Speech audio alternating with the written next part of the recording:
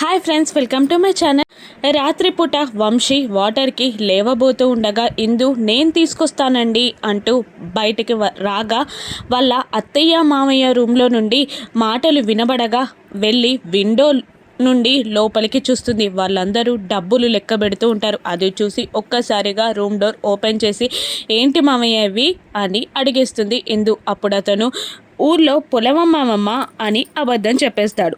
మీకు పొలాలు బిల్డింగ్లు లేవని పెళ్ళికి ముందే నాకు తెలుసు అని ఇందు అనగానే వాళ్ళు కొద్దిగా షాక్ అవుతారు. చెప్తారా, పోలీసులకి ఫోన్ చేయమంటారా అని ఇందు బెదిరించగా, వద్దమ్మా, ఈ డబ్బులు ఎవరో కాదు, నిన్ను ఎంతలా అభిమానించే ప్రేమించే మీ అన్నయ్యే గగన్ ఇచ్చారు. అంతేకాదు నీ కళ్ళలో కన్నీళ్లు చూస్తే మిమ్మల్ని చంపేస్తా అని కూడా మాకు వార్నింగ్ ఇచ్చారు అని అంటూ ఉంటాడు వెంకటేష్. అంతేకాదు ఈ విషయం నీకు కూడా చెప్పొద్దని మాకు వార్నింగ్ ఇచ్చారు. ఇంత మంచి అన్నయ్యని సినిమాల్లో చూడడమే తప్ప రియల్గా చూడడం ఇదే ఫస్ట్ అమ్మా అని అంటూ ఉండగా ఆ మాటలకి బాధపడి ఇందు కన్నీళ్లు పెట్టుకుంటూ అక్కడి నుండి వచ్చేస్తుంది. ఇక మరోవైపు జరిగిన అవమానాన్ని భరించలేక తాగుతూ బార్లోకి వెళ్తాడు కేపీ.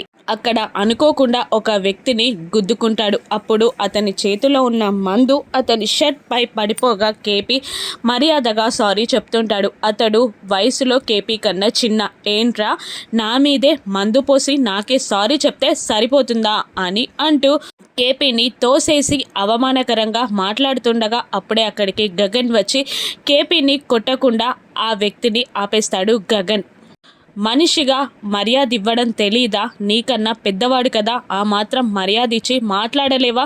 సారీ చెప్పాడు కదా, అయినా నీకెందుకంత టెక్కు? అయినా సారీ చెప్పతనికి అని గగన్ అతన్ని బెదిరిస్తుండగా, సారీ చెప్పాలా అని అంటూ వెటకారంగా సారీ అంటూ మళ్ళీ కేపీ పైన వెయ్యబోతూ ఉండగా ఇక ఆ వ్యక్తి పైన గగన్ చెయ్యి చేసుకొని అక్కడున్న వాళ్ళ ఫ్రెండ్స్ అందరి మక్కెలు విరగొట్టి ఆ ముందర వ్యక్తిని మోకాళ్ళపై కూర్చోబెట్టి ఇప్పుడు చెప్తావా సారీ అని అనేస్తాడు. ఇక దాంతో ఆ వ్యక్తి తట్టుకోలేక కేపీకి సారీ చెప్తాడు. ఆ గ్యాంగ్ మొత్తం అక్కడ నుండి పారిపోగానే గగన్ తన బిజినెస్ పార్ట్నర్స్తో ఇక్కడ ఇందుకే మీటింగ్ వద్దని చెప్పాను, అయినా ఇక్కడికి తీసుకొచ్చి మంచి పనే చేశారు అని అంటూ ఓరగా కేపీని చూసి అంటూ గగన్ వెళ్ళిపోతూ ఉండగా గగన్ చేసిన పనికి చాలా సంబరపడిపోతూ ఉంటాడు కేపీ. థ్యాంక్స్ రా అని అరుస్తున్నా కూడా మాట వినడు గగన్. కేపీ ఫ్రెండ్ ఇలా అంటూ ఉంటాడు కేపీని, నీ పైన చెయ్యి వేస్తే ఎంత వైల్డ్గా రియాక్ట్ అయ్యాడో నీ కొడుకు చూసావా? అంతేకాదు నువ్వు సారీ చెప్పినా కూడా పట్టించుకోలేదు. అంటే నువ్వంటే ఎంత ప్రేమో ఎంత కోపమో అర్థమైందా అని అంటుండగా కన్నీళ్లు పెట్టుకుంటాడు కేపీ. ఇక మరోవైపు తాగి ఇంటికి వస్తాడు కేపీ కోసమే మీరా ఎదురు చూస్తూ ఉంటుంది. లోపలికి వచ్చి కింద పడిపోయి నానా హంగామా చేస్తుండగా భూమి కూడా వచ్చి గట్టిగా, మాట్లాడొద్దు మామయ్య, అందరూ నిద్ర లెగుస్తారు అని అంటూ ఉండగా కేపీ, భూమి నువ్వు చాలా మారిపోయావమ్మా, నీ మాట తప్ప నేను ఇంట్లో ఎవరి మాట వినను అని అంటుంటాడు కేపీ తన తలపై ప్రమాణం చేసుకుంటూ. అప్పుడే పదమీరా అన్నం పెట్టు అని కేపీ అంటుండగా అపూర్వ వచ్చి మళ్ళీ కేపీని అవమానిస్తూ ఉంటుంది. తేరగా ఇక్కడ తినడం, ఊరంతా తాగుతూ తిరగడం, ఇదే కదా పని అని అంటూ ఉండగా కేపీ కూడా అపూర్వాని అవమానిస్తూ వచ్చిందండి మహానటి అని అంటూ అవమానకరంగా మాట్లాడుతూ ఉంటాడు. ఇంతలో శరచంద్ర కోపంగా బయటికి వస్తూ కేపీ అని అరుస్తుండగా స్లో మోషన్లో పెద్ద మనిషి వస్తున్నాడయ్యా అని అంటూ వెటకారంగా మాట్లాడుతూ ఇంకా ఇలా అంటుంటాడు, అసలు నేను ఈ ఇంటికి ఎందుకు వచ్చానో అర్థం కావట్లేదు. ఈ ఇంటికి ఇల్లరికపు అల్లుడిగా, జీతం లేని పనివాడిగా ఈ ఇంటి బాధ్యతలన్నీ నా తలపై మోస్తానని ఎన్నడూ అనుకోలేదు అని అంటూ నేను నిజంగా మీ కంపెనీ బాధ్యతలు చూసుకుంటూ మీకు నమ్మకంగా పనిచేస్తే నాకు దొంగ అన్న బిరుదిస్తారా అని అంటుండగా నా చెల్లెల్ని ఎందుకు పెళ్లి చేసుకున్నావు అని శరత్చంద్ర అంటుంటాడు. నేనెందుకు చేసుకున్నాను, మీ అపూర్వ గారే దగ్గరుండి మాకు పెళ్లి చేశారు అంటూ విజిలేస్తూ,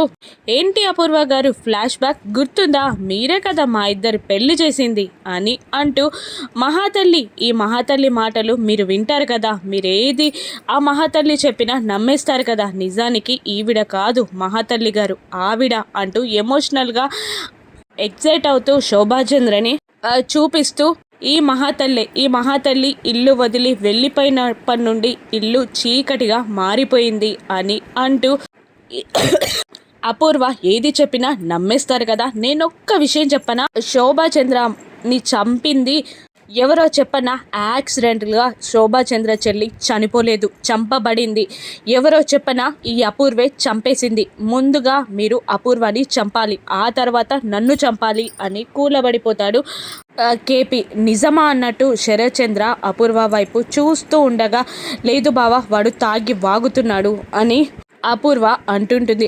అవును తాగి నిజాలే మాట్లాడుతున్నాను, ఒక్క మాట చెప్పండి శరత్చంద్ర గారు, నేనొక మాట చెప్తే అపూర్వ ఒక మాట చెప్తే ఎవరి మాట నమ్ముతారు అని అంటుండగా, అపూర్వ మాటే నమ్ముతాను అని శరత్చంద్ర అంటాడు. అవును అమాయకంగా మీరు అలాగే నమ్ముతూ ఉండాలి, అప్పుడే కదా ఈవిడ ఆటలు సాగేవి.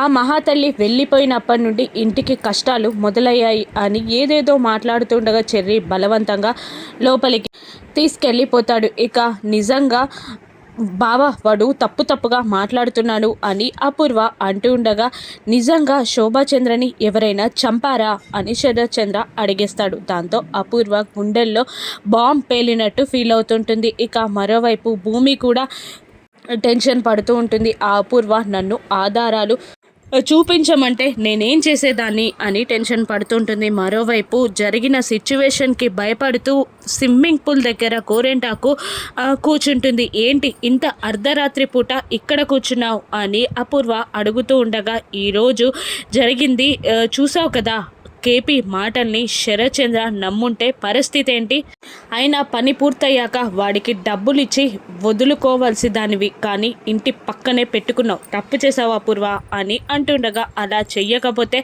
అప్పుడే వాడు నిజం చెప్పేసి నన్ను జైల్లో కూర్చోబెట్టేవాడు, నేను చేసింది తప్పు కాదు, ఆధారాలు లేవు అని అంటూ ఉంటుంది అపూర్వ.